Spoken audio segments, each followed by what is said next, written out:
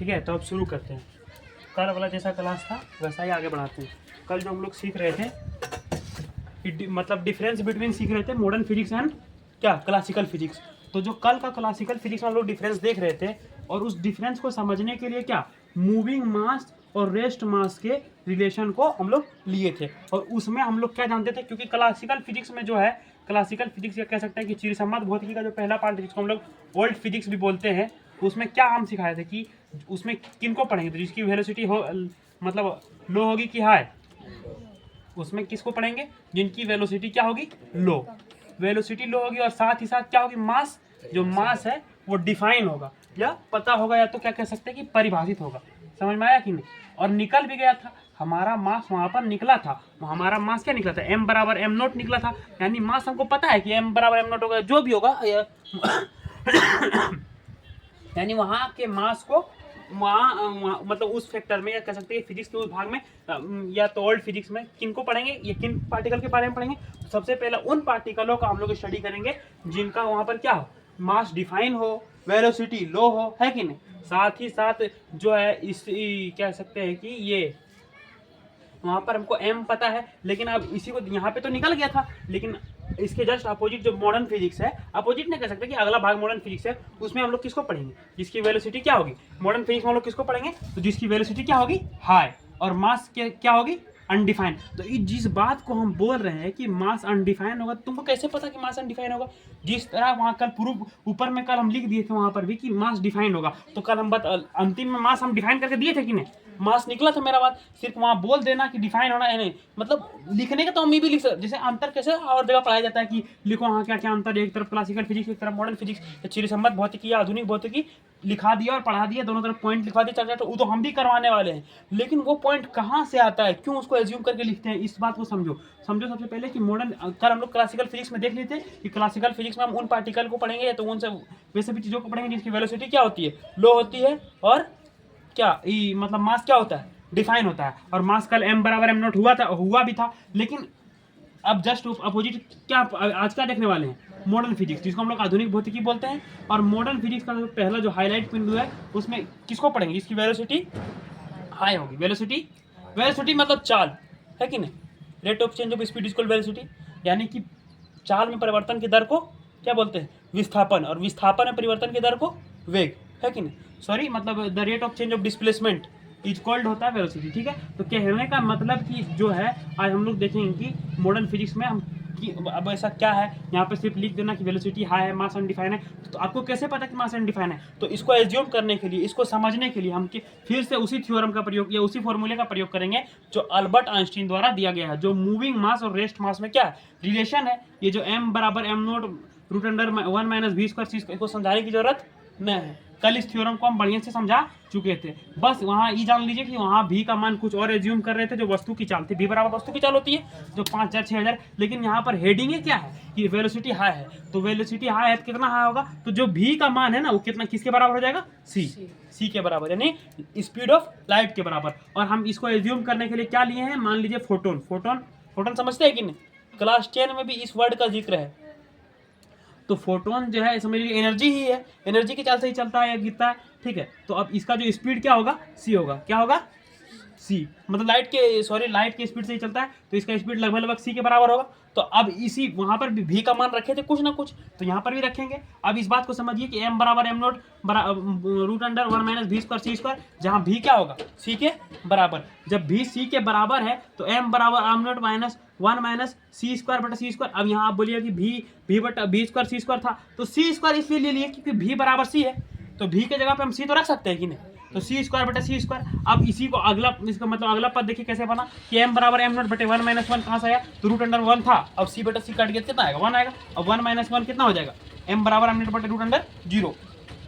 एक बात बताइए 1 बटा 0 किसी से 0 से भाग देने पर इन्फिनिटी आएगा कि नहीं है, अनंत, मतलब कि 0 से देने पर भाग देने पर अनंत आता है। ठीक है, तो इसी तरह यहाँ पर m बराबर m नोट बटे रूट अंडर 0 आया तो अनंत आ गया, क्योंकि अब भाग देना पड़ेगा। कहने का मतलब ये पद इस तरह है, ये पद इसको 0 से भाग देना पड़ रहा है, रूट अंडर 0 समझ लीजिए 0 है, तो इसको कितना आ गया m बराबर अनंत। यानी यहाँ जो मास है क्या है द्रव्यमान परिभाषित नहीं है, है कि नहीं? तो कैसे परिभाषित नहीं है, तो इस थ्योरम को हम लोग वहाँ देख लिए कि हाँ देखिए ऐसे परिभाषित नहीं है। यहाँ पर इस बात को समझिए कि जो यहाँ पर मास जो आया है, m जो आया है, इन्फिनाइट क्यों आ गया?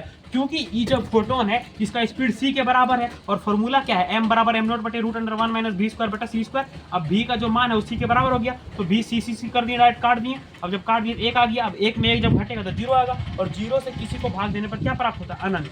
यानी कि मास, इसका जो मास है इन्फिनाइट है, अनंत है, यानी पता न है। इसी बात को हम हेडिंग में पहले से लिख दिए कि मास अनडिफाइंड है। अब कैसे है, इस थ्योरम के द्वारा पता चल जाता है कैसे हो सकता है कि नहीं? अब लिखने के लिए इसको भी लिखिए आप। कल जिस तरह क्लासिकल फिजिक्स में आप अंतिम में यहाँ तक पहुंचे थे ना कि m बराबर m नॉट, यानी वहाँ मास निकल रहा था, कुछ भी निकल रहा था लेकिन निकल रहा था, मास वहाँ पे डिफाइन था, है कि नहीं? ये अलग बात है, वहाँ की वेलोसिटी लो थी इसलिए मास डिफाइन हो रहा है, यहाँ वेलोसिटी हाई है, ठीक है? तो इस बात को लिखिए कि मॉडर्न फिजिक्स, जैसे वहाँ पे हेडिंग जो था difference between modern physics and classical physics, तो उसमें आप क्लासिकल फिजिक्स के पॉइंट को लिख चुके थे, तो आज मॉडर्न फिजिक्स के पॉइंट को लिखिए कि मॉडर्न फिजिक्स आधुनिक भौतिकी, इसमें किसको पढ़ेंगे बिंदु लगा के, इसमें कि वेलोसिटी हाई होगा, मास अनडिफाइंड या अपरिभाषित होगा। उदाहरण के लिए आप समझने के लिए वहाँ लिखे थे समझने के लिए ये, तो यहाँ समझने के लिए फोटोन का उदाहरण लेते हुए जिसका स्पीड c के बराबर होता है, और वही अल्बर्ट आइंस्टीन द्वारा दिए गए फॉर्मूला से इतना इतना इतना, और m बराबर अंततः मास कितना निकल गया, इन्फिनाइट निकल गया या अनंत निकल गया। इससे यह पता चलता है कि मॉडर्न फिजिक्स में हम उन चीज़ों को पढ़ेंगे जिसका मास डिफाइन नहीं रहेगा,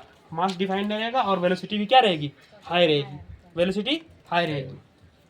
अब इसको लिखिए, तब हम एक तरफ मॉडर्न फिजिक्स एक तरफ क्लासिकल फिजिक्स लिख के हिंदी में अंतर लिखवा देते हैं, और अंतर भी वही होगा जो क्या, जो थ्योरम वगैरह में आया है कि इसमें उसका अध्ययन करेंगे जिसका वेलोसिटी हाई रहेगा, लो रहेगा, ये वो मतलब जो भी आया है आपको समझ में आएगा। फिलहाल के लिए आप इतना नोट डाउन कीजिए, इसके बाद जब इसको पॉइंट लिखवा देंगे तो फिर इसमें सिलेबस बता देंगे, उसके बाद एग्जाम पैटर्न लेवल में बता देंगे। लेकिन हम अभी भी बता दे रहे हैं कि ज़्यादातर हमारा फोकस 12 को लेके है, ना कि 11 को। हाँ, 11 के वो चैप्टर जो 12 में रिपीट होंगे या 12 में उनका कॉन्सेप्ट काम आएगा, उस पर हम लोग फोकस करेंगे। वो तो अभी सब लिख के बताएंगे कि इतना चैप्टर है, इतना चैप्टर में ये काम का है, जो आगे रहेगा उसको क्रॉस लगा देंगे, जो काम करेगा क्रॉस लगा देंगे, और जो काम करेगा या तो उसे थोड़ा मोड़ा भी अगर 12 में आपको हेल्प मिलती है तो उसमें स्टार मार्क लगा के उसको पहले पढ़ेंगे, ठीक है? फिलहाल के लिए आप इतना नोट डाउन कीजिए, तब तक जल्दी इसको नोट डाउन कीजिए।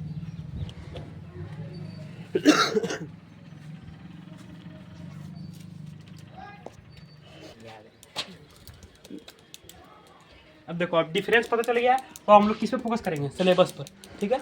और सिलेबस पर हम बार बार बता दे रहे हैं कि क्लास 11 का सिलेबस चाहे कितना भी लंबा हो, हम उन्हीं टॉपिक को छेड़ेंगे जो क्लास 12 में वापस से रिटेन होंगे या जिससे मिलता जुलता हमको ऑब्जेक्टिव के लिए काम आया, हो सकता है सब्जेक्टिव के लिए काम है, ठीक है? लेकिन सिलेबस लिखने के बाद हम सब लिखेंगे।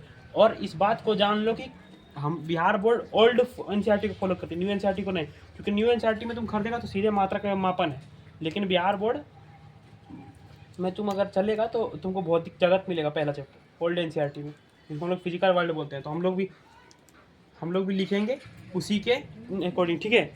समझा कि नहीं? अब आते हैं, देखते हैं पहले इस पर सिलेबस लिखेंगे। तो सबसे पहला जो चैप्टर है वो क्या है, भौतिक जगत। क्या है, इस बात को समझिए। सबसे पहला चैप्टर क्या है, भौतिक जगत। आप इंग्लिश में भी लिख सकते हैं और हिंदी में भी, लेकिन मेनली जो बैच है हिंदी मीडियम का है तो कम से कम सिलेबस हिंदी में लिखते हैं, बाकी तो बायलिंगुअल चलिए रहा है, जो भी चलेगा, ठीक है? दूसरा है मात्रक एवं मापन। या तो सिलेबस देखना पड़ेगा एक बार हमको बुक से, बुक तो है ना तो मोबाइल से देख लेते हैं, ठीक है? लेकिन ये जो चैप्टर है, अब हम इस बात को समझा देते हैं कि क्लास 11 का भले सिलेबस है, लेकिन 12th के लिए जो इम्पोर्टेंट है, ठीक है, IMP लिख देते हैं आप। क्लास 12 के लिए जो इम्पोर्टेंट है उसके आगे हम क्रॉस लगाएंगे, समझ गए कि नहीं? अपन फिंगर लगा ले तो हमें यहाँ ट्विस्ट ना करने। क्या समझा कि नहीं? तो इस बात को समझो कि क्लास 12 के लिए जो इम्पोर्टेंट रहेगा उसके आगे क्या कर देंगे हम लोग, स्टार लगा देंगे। और जो 11 के लिए मतलब 12 के लिए जो इम्पोर्टेंट है उसमें क्या कर देंगे, बाईपास कर देंगे, मतलब क्रॉस लगा देंगे। भले 11 के सिलेबस में है लेकिन 12 से उसका कोई लेना देना नहीं है। जैसे 9 का सिलेबस कैसे 10 से बिल्कुल अलग है, इसमें कितना डीपली, तो वही 11 का हाल है, कुछ ही चीज़ मिल सकता है। समझ गया कि नहीं? 10 का मिले? हाँ बिल्कुल, कैसे नहीं मिले, 10 का तो आधा वैसे वही मिलता है। तो सबसे पहला चैप्टर अब हम देख रहे हैं, पहला चैप्टर है भौतिक जगत, ठीक है? दूसरा, अभी पहले आप सिलेबस लिखिए फटाफट। दूसरा चैप्टर है मात्रक एवं मापन, फिजिक्स है ना 11 का? हाँ 11 का फिजिक्स का है सिलेबस, मात्र चैप्टर इतना है। ये 1 2 अगर आपको रोमन में समझ आता है हिंदी में लिखिए। तीसरा चैप्टर है सरल रेखा में गति, मोशन इन स्ट्रेट लाइन।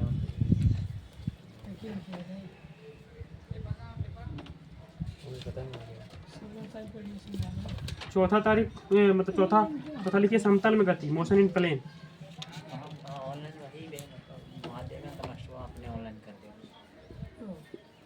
ये बात नहीं करो, सिलेबस लिखो जल्दी जल्दी।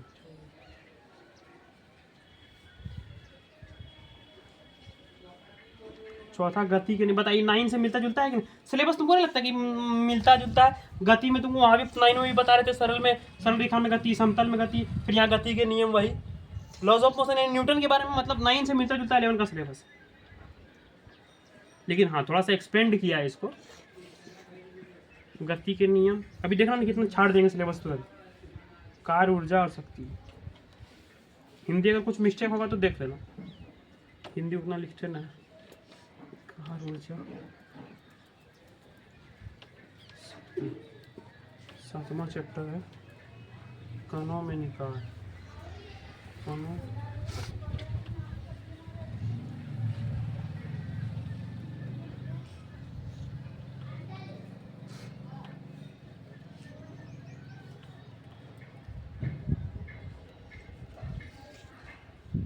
गुरुत्वाकर्षण। 9वां चैप्टर है ठोसों के यांत्रिक गुण, इंटरनल प्रॉपर्टी के पर। अब 10वां चैप्टर है तरलों के यांत्रिक। तरल फरल तो आइए ना, तो साफ है, काट देना है। यांत्रिक गुण। वैलेवन का जो है द्रव्यों के द्रव के तापीय गुण।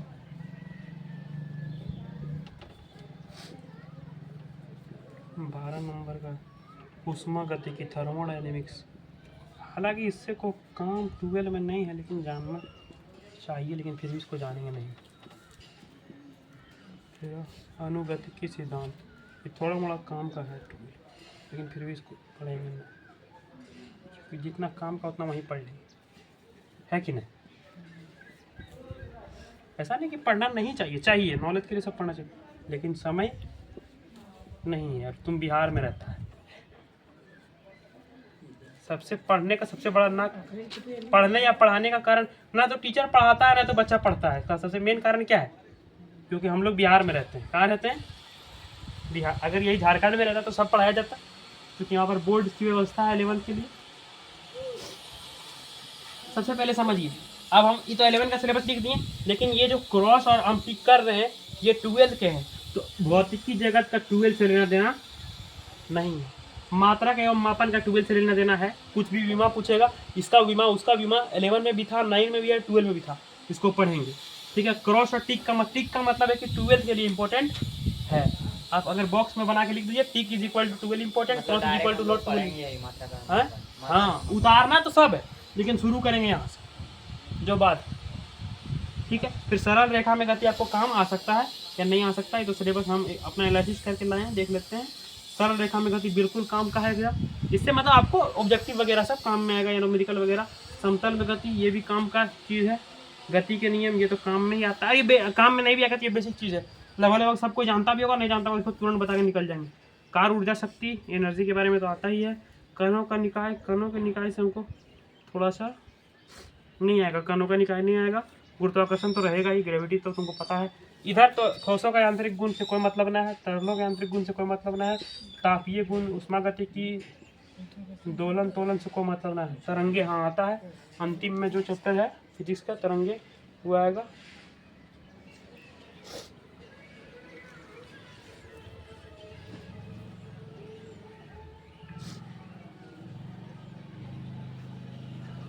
समझ में आ गया ना? टोटल 15 चैप्टर है। 15 चैप्टर में काम का कितना चैप्टर है? 1 2 3 4 5 6 और 1 7। इस 7 चैप्टर को 2 से 3 महीना निकालना, ताकि फिर केमिस्ट्री बायोलॉजी पर भी ध्यान दें, क्योंकि सब पर ध्यान देना है और बाकायदा इसी तरह सबको पढ़ना है। केमिस्ट्री में भी अलग अलग पार्ट है ना, physical chemistry, inorganic chemistry, organic chemistry. फिलहाल के लिए आप इतना नोट डाउन कर लें। 11 का सिलेबस तो पूरा ही है, हालांकि कायदे से पूरा पढ़ना चाहिए, लेकिन उतना टाइम नहीं और उतना पढ़ाएंगे भी नहीं। 12 का सिलेबस मतलब चालू होते थे नवंबर हो जाएगा कि?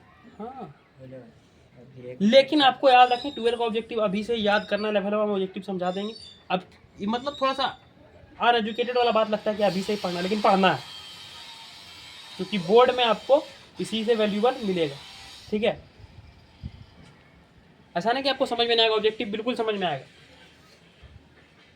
समझ गया कि नहीं समझ गया? इसलिए 12 का ऑब्जेक्टिव अभी से याद कर देना। जब सब उधर से आएंगे ना अगला मंथ से, तो हर दिन एक चैप्टर करके याद कर लेना, ताकि एकदम बिल्कुल एकदम यानी जो इंपॉर्टेंट हो ना उसको 3-4 बार 5 बार याद कर, ताकि समझ जब हम पढ़ाएंगे तो कॉन्सेप्ट क्लियर होता चला जाएगा। ठीक है, जल्दी जल्दी इसको नोट डाउन कीजिए सेम टू सेम इतना।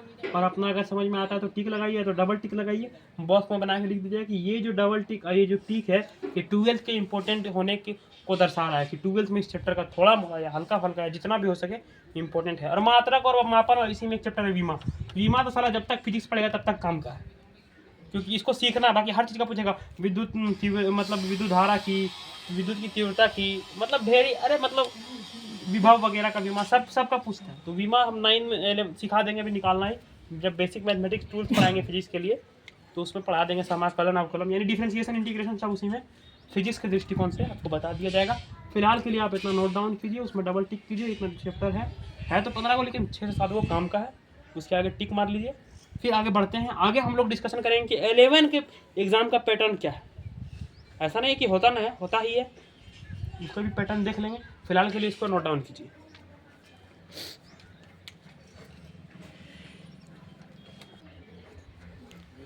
अब हम लोग देखेंगे कि क्लास 11 का जो एग्जाम पैटर्न है वो क्या क्या। हालांकि उतना इंपॉर्टेंट नहीं हमारे लिए एग्जाम, लेकिन देख लेना है कि किस फॉर्मेट में एग्जाम, पता चला को बाहर में इतना सारा एग्जाम देने का है, तो उस तरह देख लेना है। ठीक है, तो जो क्लास 11 का जो एग्जाम ले रहा है बिहार बोर्ड या कोई भी 10th का 9th का, सबसे पहले एक मंथली फॉर्मेट में ले रहा है। हर मंथ ले लेता है 20-22 तारीख को। बिहार बोर्ड का मन पता नहीं इस साल भी ले ले, तो जिस तरह ले रहा है पिछले साल से बता रहे हैं। फिर एक हाफ ईयरली एग्जाम होता है, ठीक है, उसके बाद एक फाइनल या जिसको हम लोग एनुअल एग्जाम बोलते हैं, जिसको वार्षिक भी बोल सकता है। ठीक है, हाँ नहीं दे देना चाहिए, नहीं देंगे चलेगा, इसके बारे में हमको नहीं पता। ठीक है, इसके बारे में हम खुद बिहार बोर्ड से पूछ के आएंगे तब बताएंगे। फिलहाल के लिए जो मंथली का जो टाइमिंग देता है बिहार बोर्ड वो कितना है, 1.5 घंटा। कितना है? और यहाँ पर मार्क्स कितना रहता है? 50 मार्क्स। कितना रहता है? अब कैसे? तो 30 को जो है वो ऑब्जेक्टिव रहता है। ओ बी जे मतलब समझना कि ओ बी जे मतलब समझना ऑब्जेक्टिव। टोटल कितना रहता है? 30 ऑब्जेक्टिव रहता है। 30 ऑब्जेक्टिव रहता है, जिसमें 25 ठो बनाना है। ठीक है, अब 25 ठो बनाना है तो क्या नंबर मिलेगा? 25 मार्क्स मिलेगा। नंबर कर वो सही, 25 मार्क्स मिलेगा। उसके बाद इधर कितना है? फिर 10 वो शॉर्ट्स रहता है, 10 वो शॉर्ट रहेगा। शॉर्ट मतलब 2 नंबरिया रहता है। ठीक है, इसमें बनाना कितना है सब देखना पड़ता है सर, इसे हमको क्या पता कितना बनाना पड़ता है।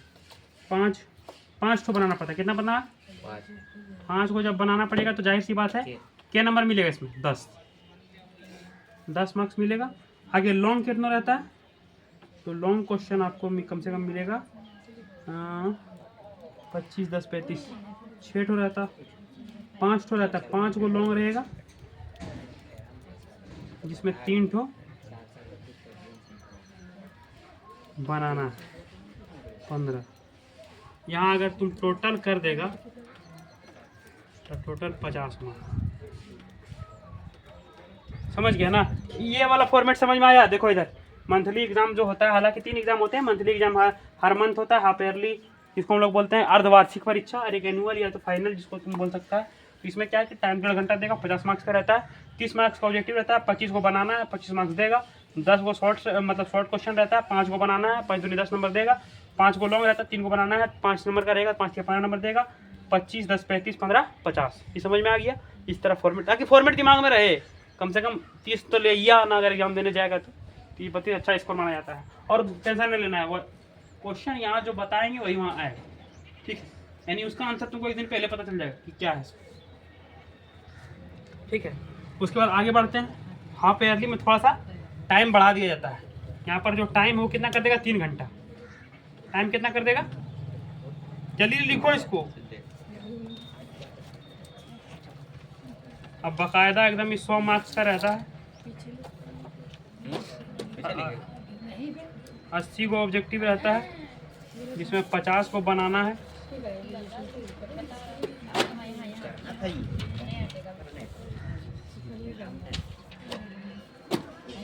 पचास मार्क्स, फिर 25 को शॉर्ट क्वेश्चन रहेगा।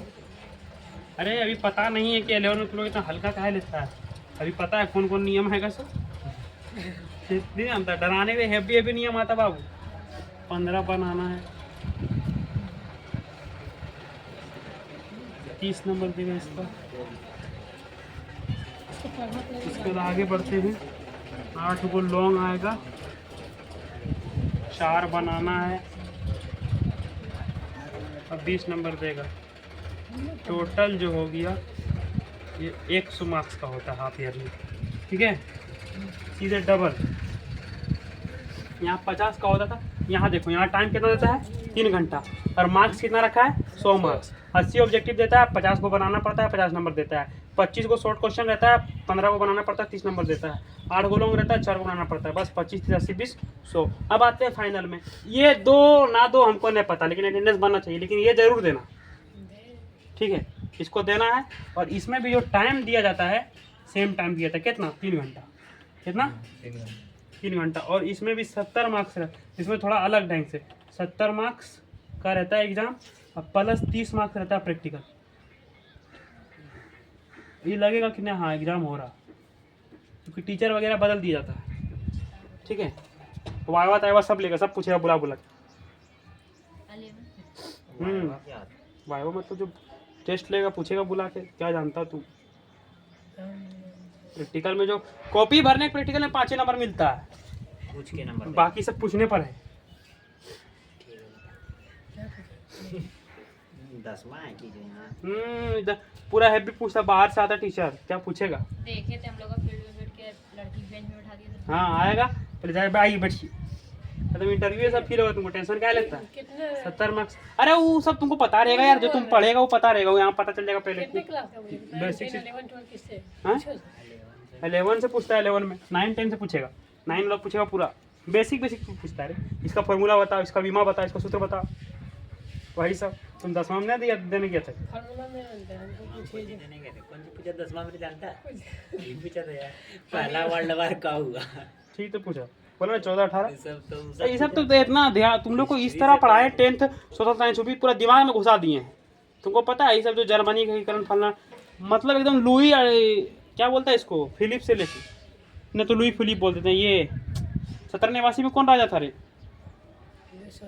हाँ लुई 16वां से लेकर के समझ लो कहाँ एकदम सीधे लुई नेपोलियन तक, यानी 17 निवासी से लेकर 1848 तक पढ़ा है।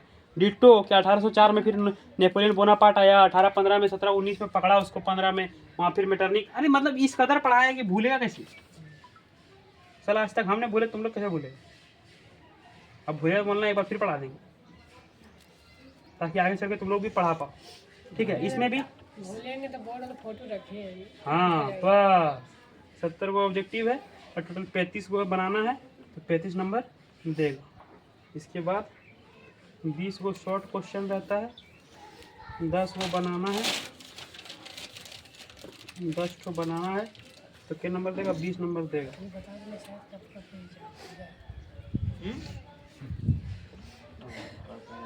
तबे मंथली मंथली होते रहेगा बे।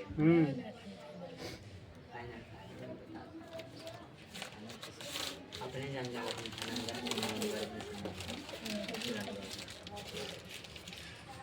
अरे पूरा डराएगा यार कि मंथली एग्जाम नहीं देगा तो उसमें नाम ही ना आएगा। देखना राजीव वहाँ से पूरा डराता है एकदम।